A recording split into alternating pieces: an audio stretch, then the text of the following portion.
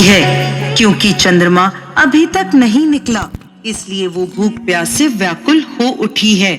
सबसे छोटे भाई से अपनी बहन की ऐसी हालत देखी नहीं जाती और वह दूर पीपल के पेड़ पर एक दीपक जलाकर चलने की ओट में रख देता है। दूर से देखने पर ऐसा प्रतीत होता है कि जैसे चतुर्थी का चंद्रमा उदित हो रहा हो। इसके बाद भाई अपनी बहन को बताता है कि चंद्रमा उदय हो गया है, तुम उसे अर्घ देने के बाद भोजन कर सकती हो। बहन खुशी के मारे भाभियों के पास भागी भागी गई और कहने लगी, भाभी भाभी चलो, चंद्रमा उदय हो गया, अर्घ देकर व्रत खोलते हैं। सभी भाभियां बोली, नहीं नहीं बहन, ये तो तुम्हारा चंद्रमा निकला है, तुम इसे अर्घ दे दो, हमारा चांद तो बाद में निकलेगा। बहन के कुछ समझ नहीं आया, परंतु भाइयों के कहने पर वो सीढ़ियां चढ़ चंद्रमा को देखती है, उसे अर्घ देकर खाना खाने बैठ जाती है। पहला निवाला मुंह में रखती है तो उसे छींक आ जाती है। दूसरा निवाला मुंह में रखते ही उसमें बाल निकल आता है और जैसे ही तीसरा निवाला मुंह में रखती है कि उसके ससुराल से उसका बुलावा आ जाता है कि जल्द से जल्द वो अपने घर पहुँचे। माँ बेटी को विदा करने के लिए बक्सा खोलती है तो उसमें काले और सफेद कपड़े निकलने लगते हैं।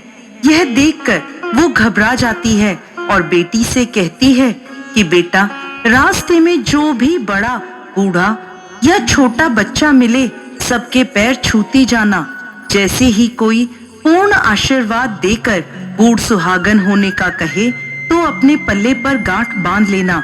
वो अपनी माँ के कहे अनुसार करती है, परंतु कोई उसे सदा सुखी रहो, तो कोई सदा सौभाग्यवती रहो, तो कोई पुत्रवती हो, ऐसा आशीर्वाद देता है।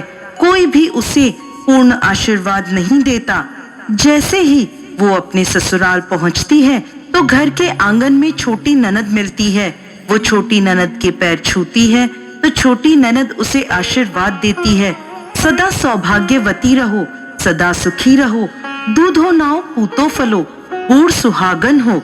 ये आशीर्वाद सुनते ही वो अपने पल्ले पर गांठ बांध देती है और अंदर जाती है।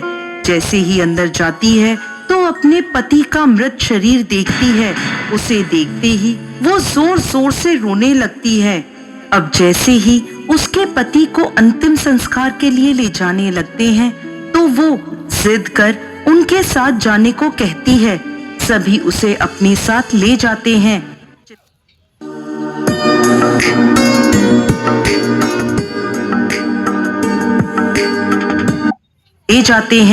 चिता को अंतिम अग्नि देने का समय होता है तो वह अपने पति को जलाने नहीं देती। परेशान होकर सभी लोग उसे शमशान में एक झोपड़ी डलवा देते हैं। वो अपने पति के शव को लेकर वहां बैठ जाती है और उसकी देखभाल करती रहती है। उसकी छोटी ननद रोज उसके पास आया करती